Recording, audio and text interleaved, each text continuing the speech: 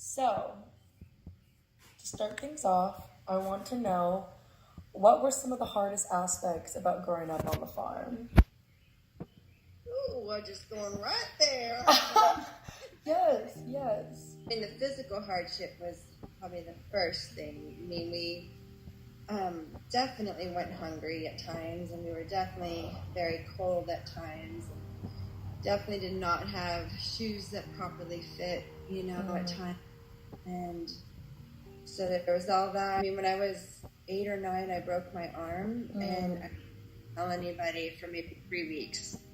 Wow. I mean, I didn't know it was broken, but it just hurt, and that's just kind of the mentality that I adopted to survive, like it makes you really strong, but it also makes it so you don't really feel like you can be vulnerable. Yeah. And we definitely did not feel we could be vulnerable. We pretty much always had to be super strong. Yeah. And so, like, the difficulties of living communally and not having privacy, ever, not even in the bathrooms because we had outhouses. So Yeah. you couldn't even go to the bathroom and feel like you had a moment of peace. And, Yeah. Last, outhouses often didn't have doors. Just wide open so anybody could walk up. So we never went to the bathroom alone. Always with other girls. And but not having that privacy was hard. I'm kind of an introvert, but then the outlet for that was the horses. So we could just get on our horse and just ride, for hours and hours and hours, either together with the other girls or by ourselves, and just get some solace away from the communal aspect of living and cooking for 30 people at night on a regular basis. And do you feel like you're able to find gratitude for having that kind of upbringing? I do, yeah. I mean, not everybody does. There are people who are pretty bitter and resentful of that because it was so hard. But for me, I mean, my life 2 years before we moved to the farm was also really hard. If my mom had kept us in the situation we were in before going to the farm, I don't know if I would have thrived the way I'm thriving. I did thrive with those hardships. I don't know if that would have been possible before the farm because of the community that I was able to have on the farm. I mean, I just saw Carrie, my best friend, from then 12 years old. We've been best friends since we were 10 and 11. And we both agree that having that sisterhood and that, community saved us on so many levels. Wow. And I'm still really, really grateful for that. I mean, I still have Carrie, and you just can't, that just doesn't happen everywhere and for everybody. So yes, I'm definitely grateful. And I'm grateful that I learned how to live with hardship. Yeah. And figured out how to make that okay. We all did. So do you think that as people that we kind of need to go through hardship in order to like find ourselves and become like more mature and get to that place of gratitude? I absolutely do. I feel like, having your ego broken down to such a bare basic level that hardship really does. Like there's no space for ego. And so you have to just get down to a brass tacks level of how do I survive? How do I make this work? And how do I find that resiliency? Feel that really comes from having hardships and surviving them. And realizing, oh my gosh, even when I'm broken down on this level, I still have resiliency. Do you feel like you've always had that feeling of gratitude for the farm? Like, do you feel like you had it when you were there, or if it came after? And do you also feel like it maybe comes in waves, or has there always kind of been this feeling of gratitude? For me, yes. Not, like I said, not for everybody.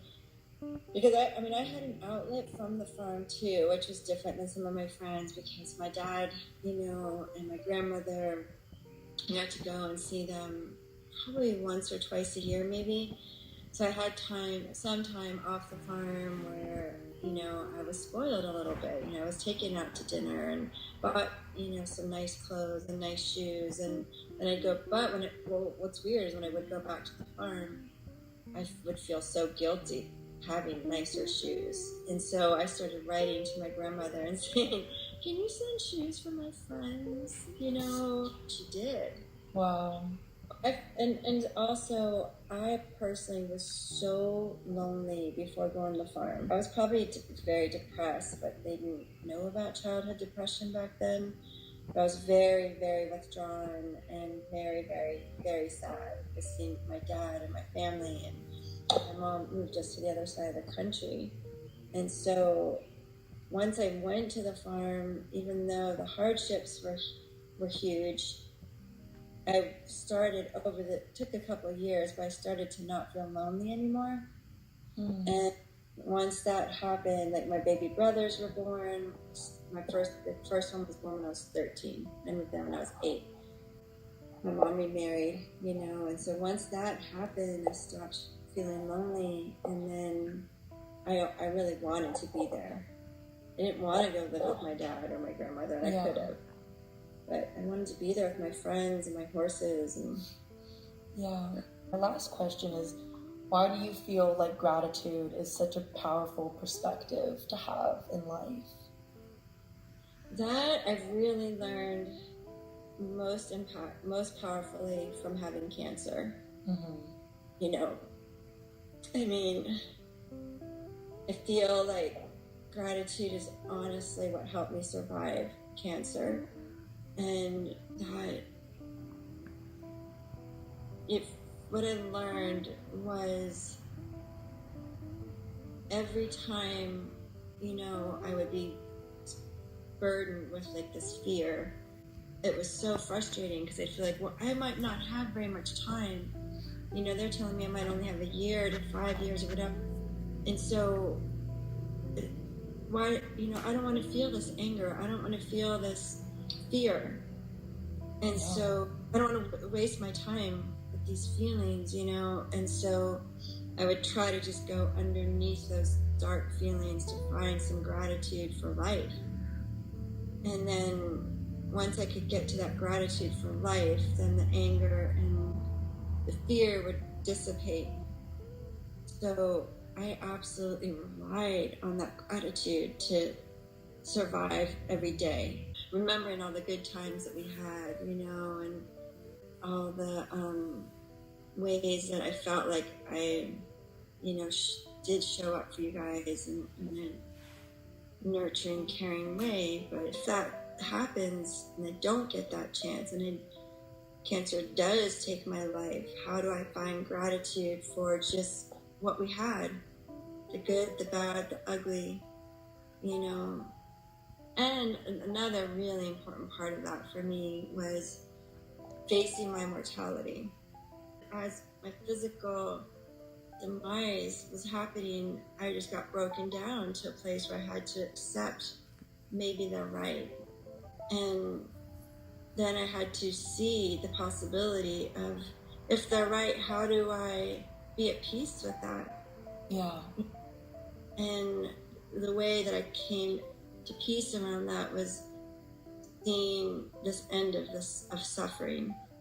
And so I saw that, and I saw, okay, well, I won't have to suffer anymore. Just, that we all feel and experience. So if I just accept that suffering is part of life, and I don't need this out to end my human suffering, I can choose to live and with the understanding that, yes, there will be some suffering. And ever as I made that choice, and ever since then, I swear to God, whenever I feel overwhelmed, I can just remind myself of, oh, wait, I chose this. I chose life in all of its beauty and all of its hardship and all of its suffering and all of its glory. I chose this. And that's just been a really powerful, and that's gratitude. Hell yes. You can find ways where in your suffering, you might be able to end it by finding some part of something to be grateful for. And you can just feel the suffering and the darkness just kind of dissipate. Absolutely. And going back to the gratitude, to feel that comfort and, peace. Absolutely. It's an attitude of gratitude. She's got to add her little sassy self. Gotta add the sassy self. All right, well, Mom, I think I need to wrap it up. Okay. Thank you so much. You are so wise beyond your years, Mama. Young years. You're wise beyond your years. I love you, baby girl. I love you too. Have a good day, baby. Mwah. You too. Bye.